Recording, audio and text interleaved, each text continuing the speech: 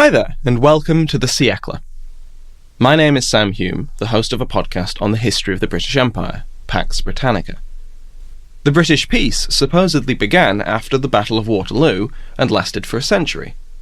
Of course, this peace was built on military and financial domination and wasn't really the least bit peaceful. In many ways, the phrases Pax Britannica and the Siècle are two sides of the same coin, the same period, but vastly different experiences. Which, at this stage, is largely irrelevant, as unlike David, my title is quite misleading. The narrative of Pax Britannica is currently 2 centuries before the actual Pax Britannica, with the reign of James VI and Thirst. By the time I reach Waterloo, I will have covered how a rainy archipelago could enforce a supposed global peace. If you want to listen to that story, then Pax Britannica is available on all good podcasting apps. And now, on with your regularly scheduled podcast.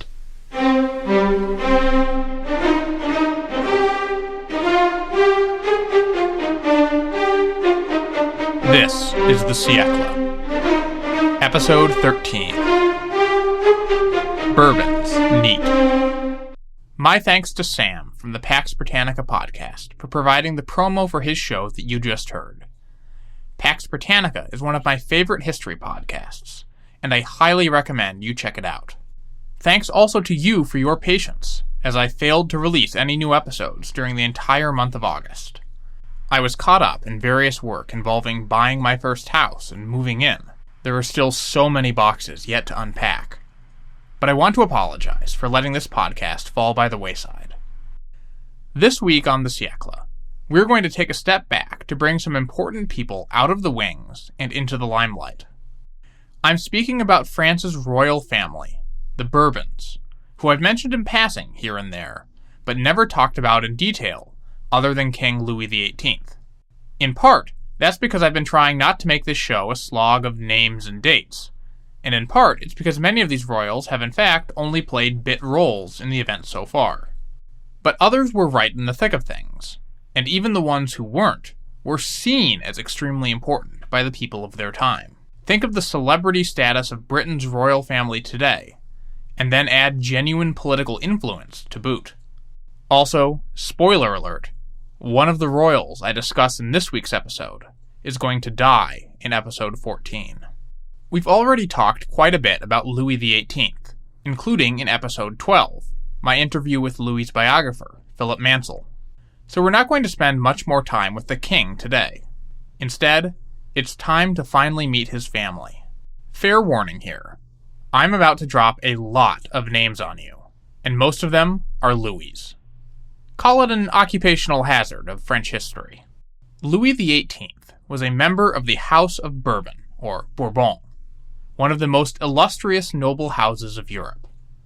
The house dates back to the Middle Ages, when a younger son of France's famous King Louis IX, a devout crusader who was later canonized as Saint Louis, the namesake of the American city, married the heiress to the Bourbonnais region of central France.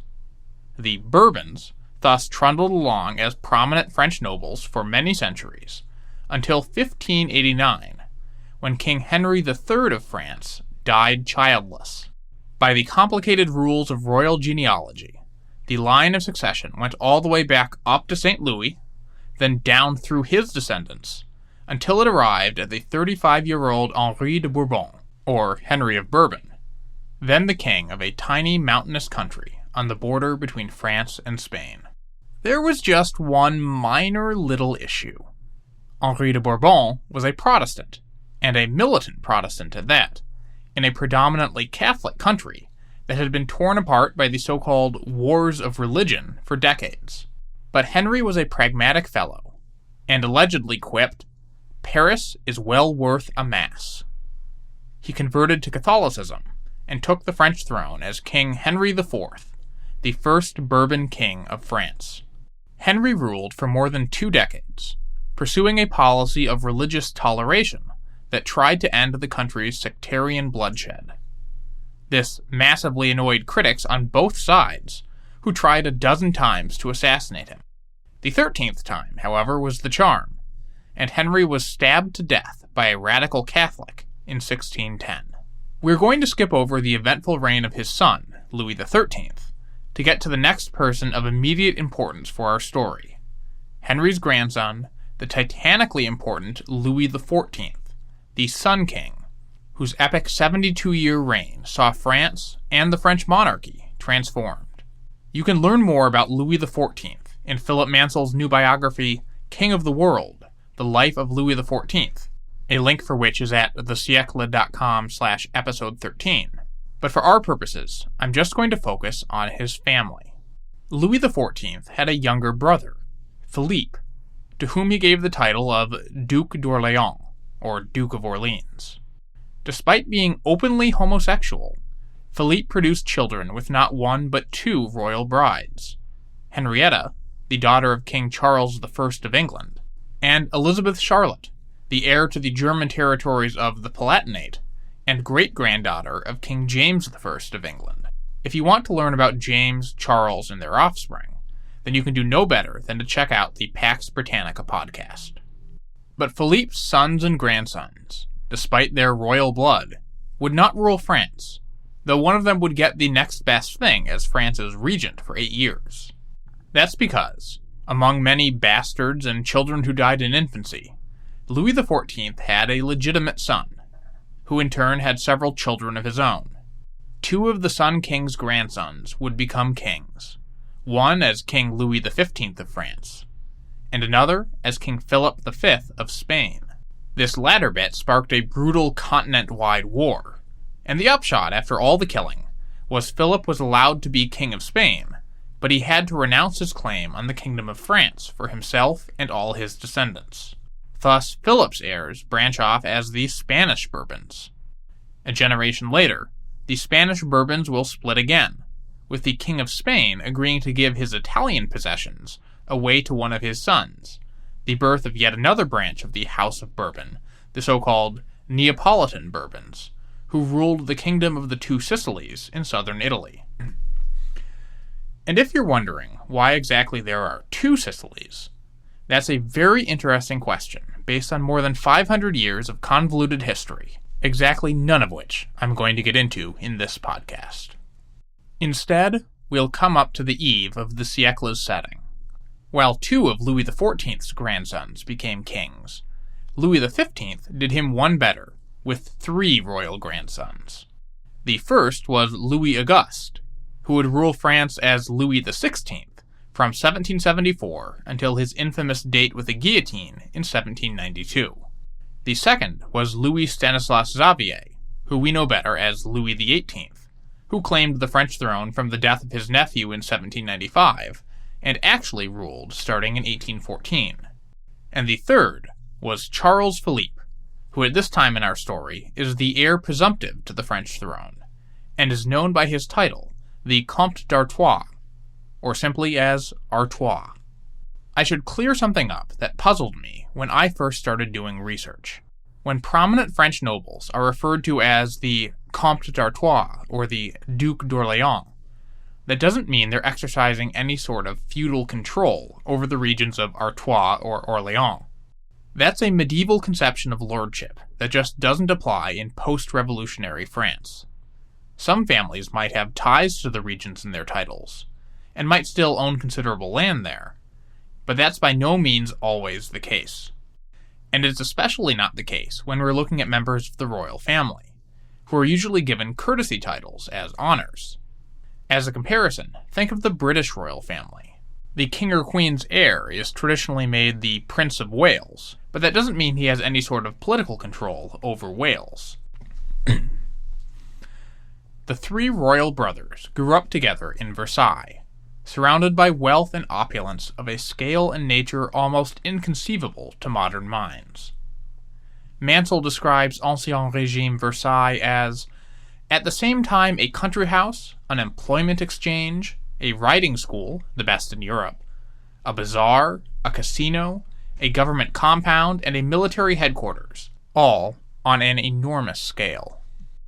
The palace was centered not on a throne room, as was traditional in many European courts, but on the king's bedchamber, where there were elaborate ceremonies associated with the king's rising each morning and going to bed each night.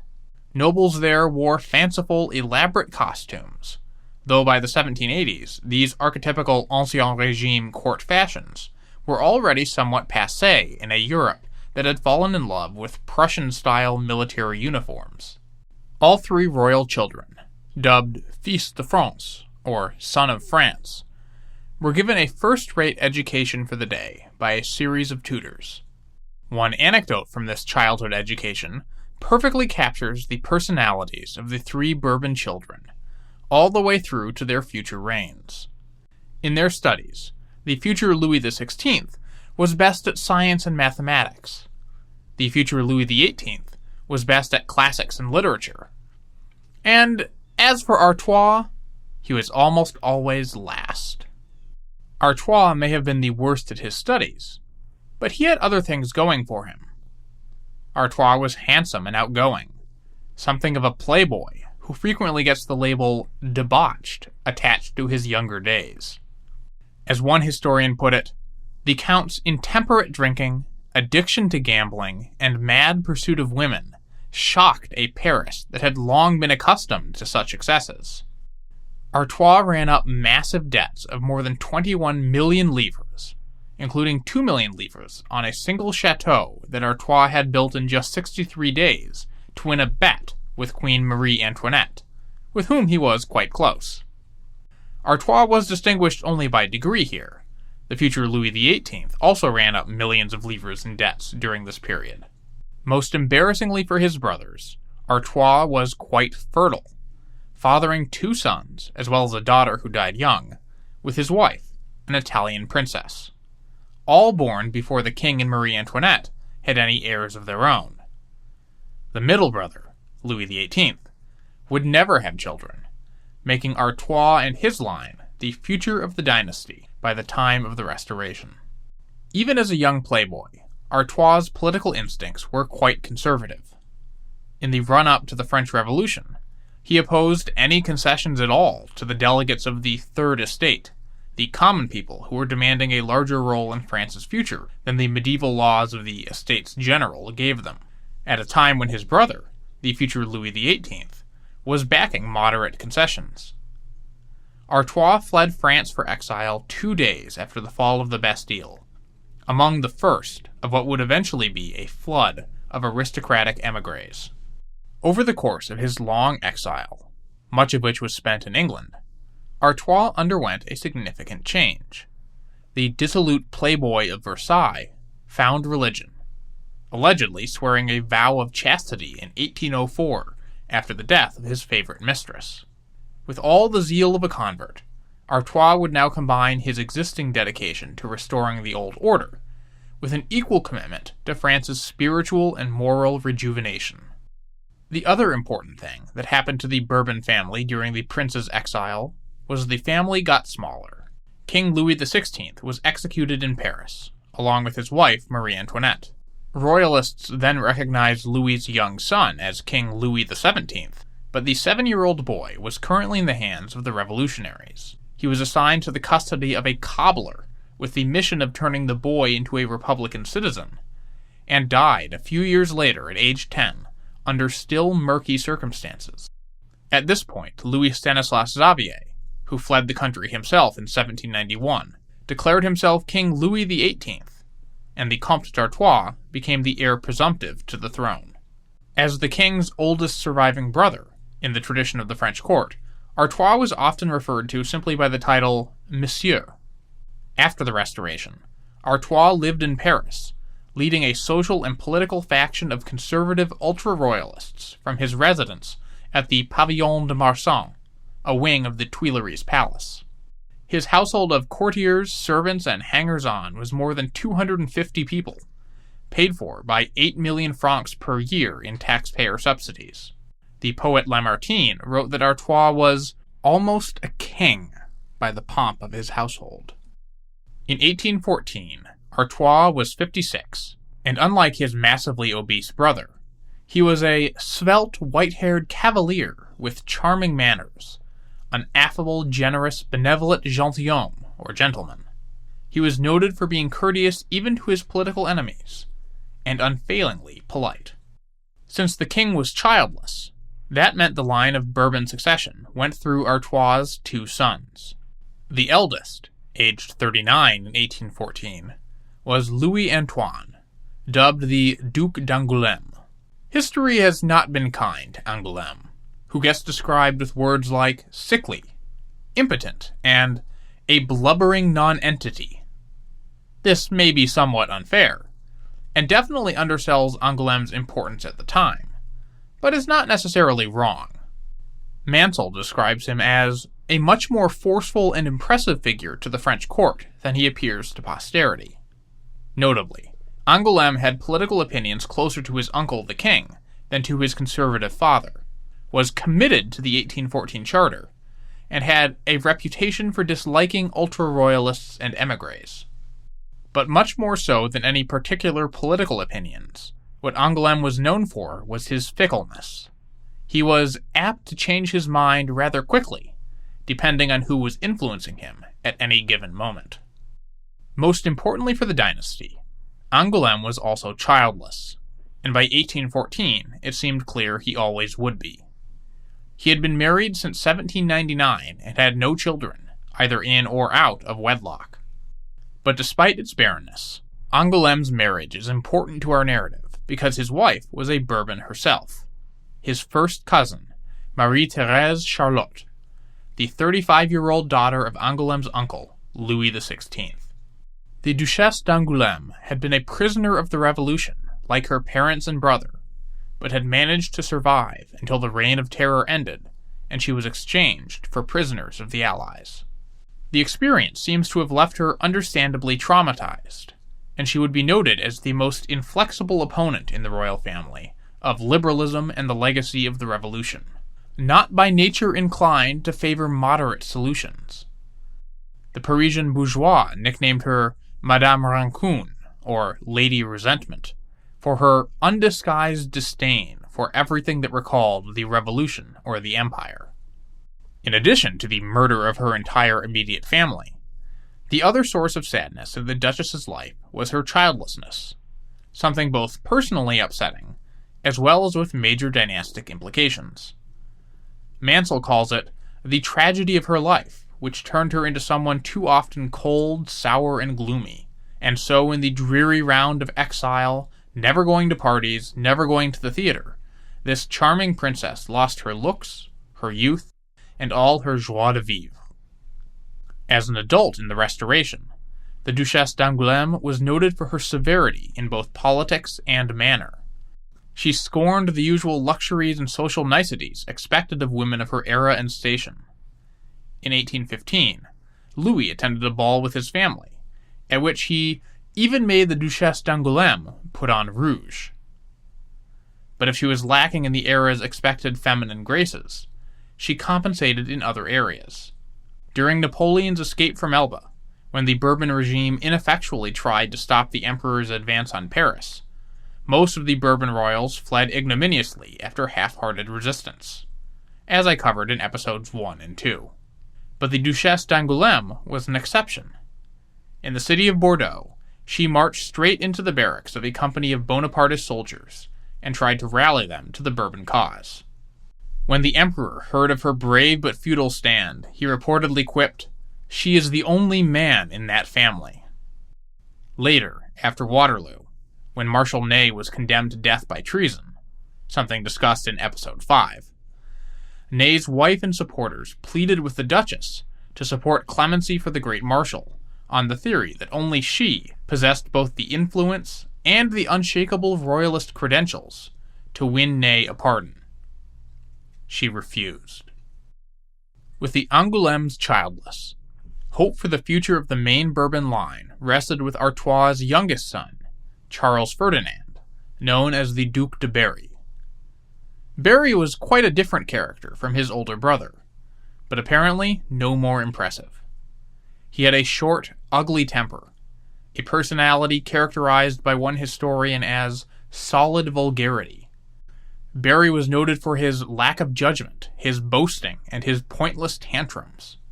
Contemporaries record how he would lose his temper in royal councils, and that when he did have suggestions, they were usually idiotic. But Berry did have one thing going for him.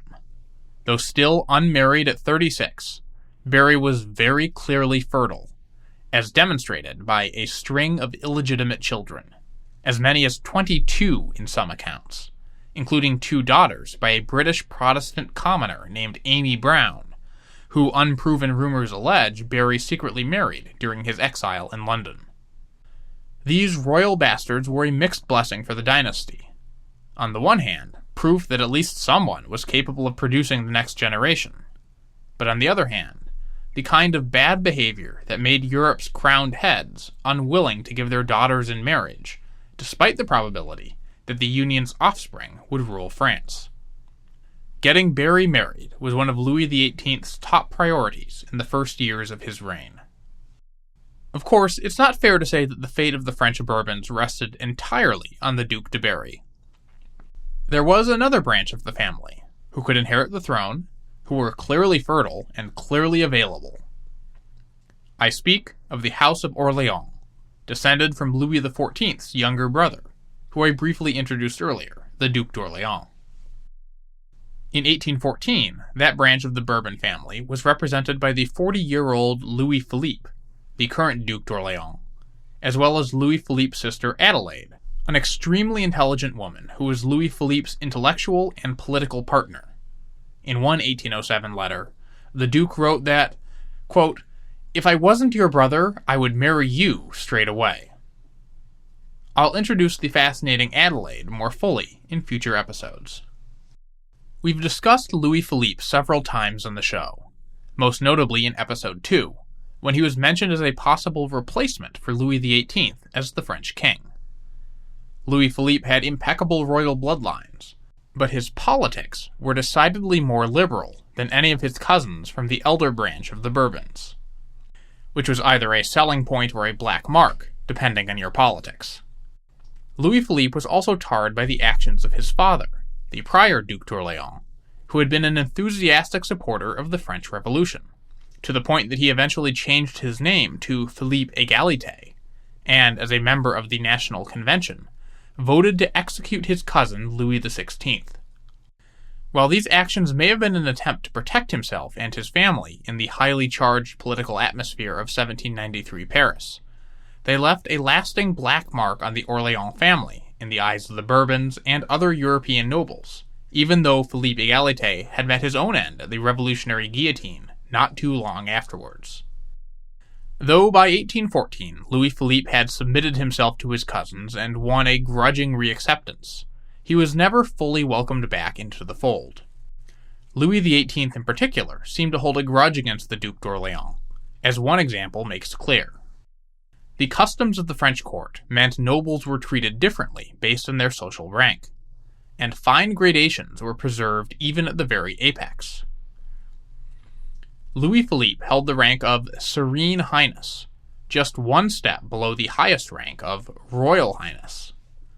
Louis Philippe very much wanted to be elevated to Royal Highness, and Louis XVIII just as resolutely refused to give the promotion.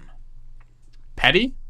To be sure, but the slight meant a constant string of low-grade humiliations for Louis Philippe, especially because his wife, the daughter of the King of Naples from the Neapolitan Bourbons, was a Royal Highness.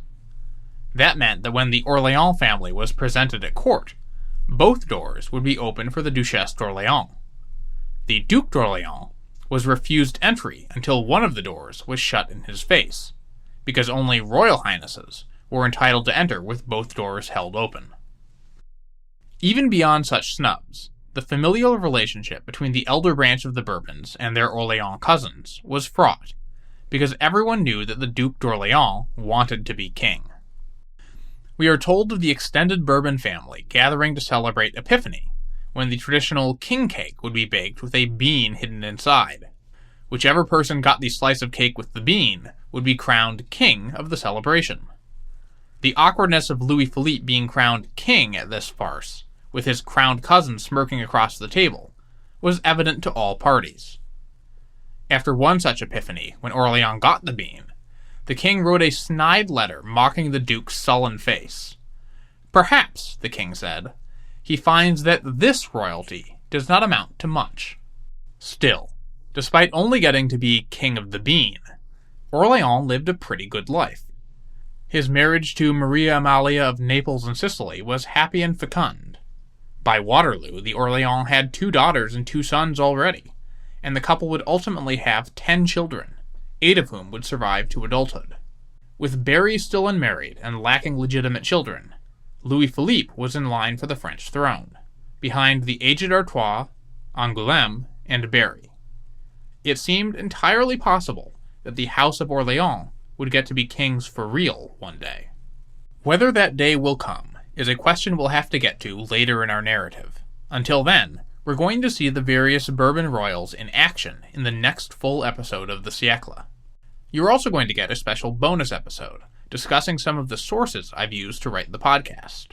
A bonus episode brought to you by the support of my backers on Patreon, including Chaz S., Philip Pomerantz, Anthony Pitts, Robert Rosaine, Richard Riley, Brett Matthew, Elliot Shank, Michael Jokum, M. Masella, Jacob Nelson, Stephen Caruso, Stephen Lubman, and Douglas Hayes, who have all backed the show since I last thanked new patrons. Producing the show takes a lot of time and a surprising amount of money, and even $1 or $5 per month can make a huge difference.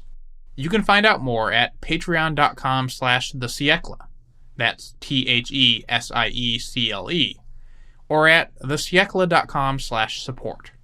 You can also visit thesiecle.com/episode 13, with 13 as a numeral, to see the online version of this episode. A full transcript with sources, footnotes, maps, and paintings of the various figures discussed here.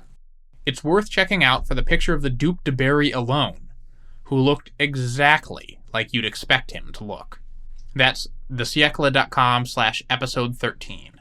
Also, be sure to check out Sam Hume's podcast, Pax Britannica. That bonus episode might or might not end up being the next episode to hit your feeds, depending on my schedule over the next 2 weeks. In either case, the next regular episode of the show will revisit that dramatic development I teased at the beginning of this episode. One of the Bourbon royals I talked about today is about to die.